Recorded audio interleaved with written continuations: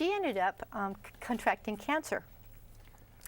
And at that point, she had learned how to become more of herself and be able to access those deep places.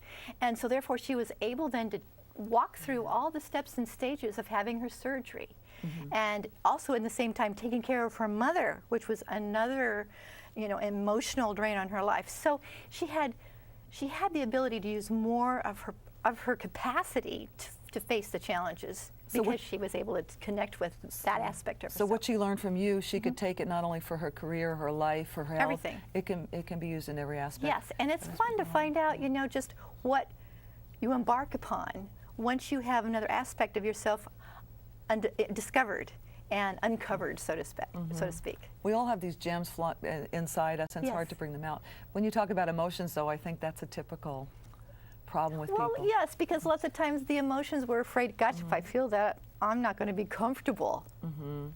And there's a lot of power in ourselves that we have a tendency to push down and to not want to validate or even feel.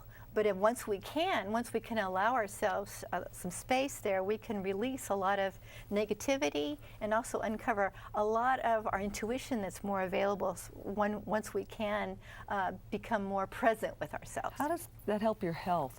I'll give you the next question. I was going to say the same thing. See, we're in tune. Yeah. Because I know emotions are very crucial to people's health. The emotions that are holding the body actually manifest, don't they, physically? State of being. Exactly. Yes. It's a part of our ontology again, okay? So Our humanness. Our humanness. And the three parts are the language, the emotions, and the body. So as we are able to address our emotions, that affects our body or not. Okay, it opens a vehicle to be able to release, and at the same time have some self-acceptance that there's energy there, and to have less judgment about oneself.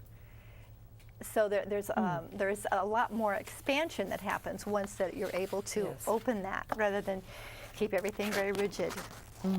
Well, do you get into aspects of working with their inner child? Yes, I do.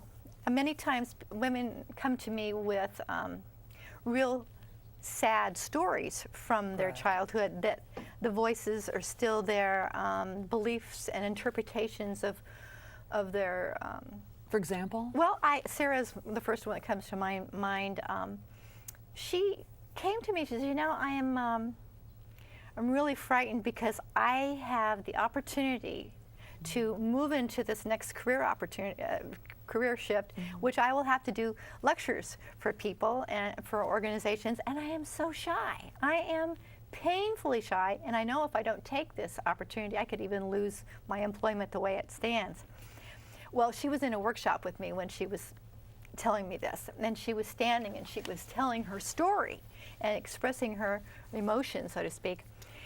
And I had to stand back and take a look at what I was seeing. Here was a very, quote, shy person standing in a group of people telling her story. She's contradicting herself, so to speak. But she had the interpretation that she was shy. And so I had to point out, well, where did you hear that you were shy? I mean, how did you come to the interpretation that you were shy? And she says, well, I was always told I was shied. My father and my mother, and so I was always, well, she's our shy child, so to speak, and so you don't expect to hear anything from her. So she would then not say anything. She was labeled early on. That's right. And when I told her that, I pointed that out. So I said, Sarah, just notice where you are in the room right now. You're standing and you're telling us, you're giving us information. You could be giving us information about a lecture or a seminar you have to give, but right now you're giving us information that's true and near to your heart. So what I'm noticing is that that's not a shy person standing there. It just talks about what happens in people's lives when they are labeled very, very young. And it can start by the time they're Totally. 2.5 years old, and they can be told that they're stupid, or they're ugly, or they're clumsy, and the child takes this on and actually holds that as a reality, and then they reinforce the illusion. By the time they're grown, they've had years and years and years of believing That's right. as a reality that they're stupid, they're clumsy, or whatever. And I think it's so crucial that people understand that they've had messages given to them as children that are basically patterns that are passed on generationally that need to be broken if they're going to stay physically, mentally healthy. Absolutely. And they may be conscious of it, or they may not. be Mostly are unconscious. unconscious. That's right. So that's part of the work in life coaching is to Yes. just find out, well, what seems to be the limitation? Is it a current thing or is it historical?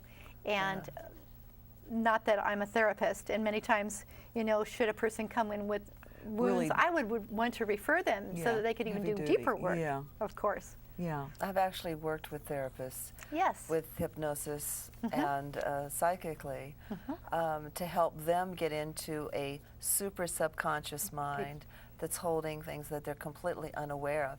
Even the past life stuff can bleed in through our childhood and can be acting out in illusion. And there's another, what you call a pathway of information that somehow comes into our life that like a switch being flipped on, where all of a sudden we're believing this about ourselves.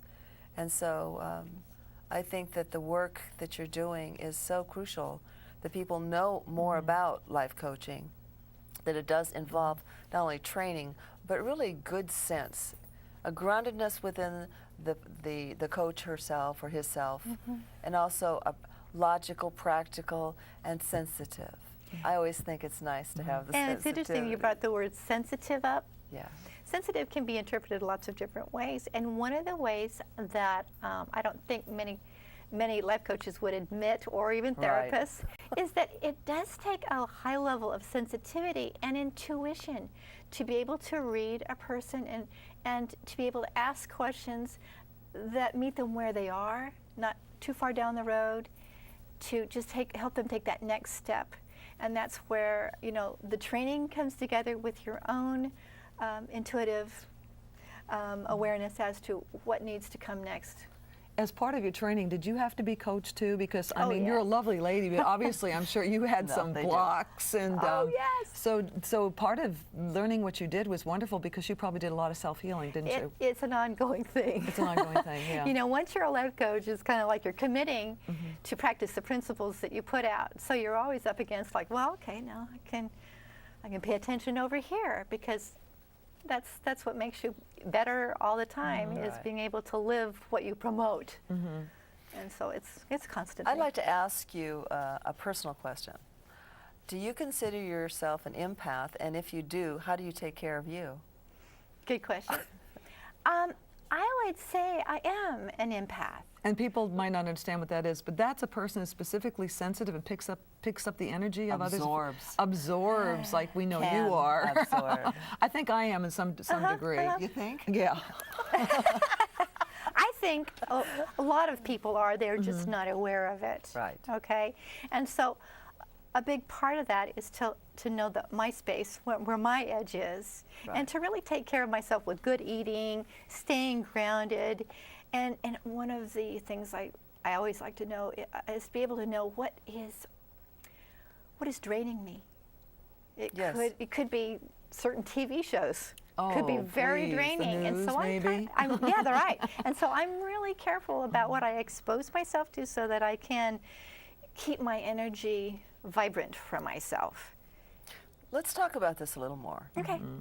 The reason, because recently I have wrote about this Good. and shared it with a lot of people, because I believe that the populace out there is more empathic than they understand it to be, and especially the little kids are empathic, and so they're like little sponges and they're taking this on. When you're in a therapeutic exchange with someone, if you're not reinforced and know where you said these boundaries are, what happens is there's a transference on the emotional body eventually can end up on the physical body.